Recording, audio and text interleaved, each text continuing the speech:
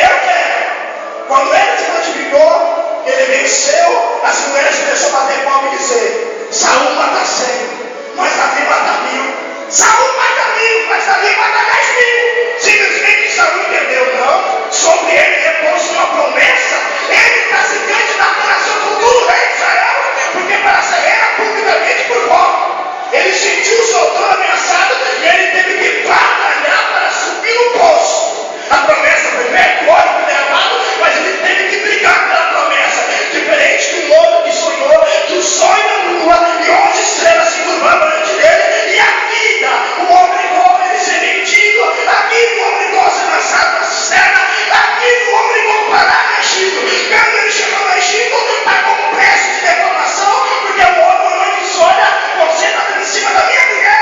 Ele superou, pagou um preço, o nome foi deformado, mas ele não negou a fé. Depois de isso, simplesmente, ele interpreta o sonho e diz: não tem ninguém no Egito que possui o espírito que você possui. Eu estudei a sua história desde que você foi vendido até hoje. E eu não estudei você para ser mãe, não sei que Deus te esqueceu. Então receba tudo. Se a sua promessa é condicional, ela depende de você. Se ela depende de você, Deus. Espere alguém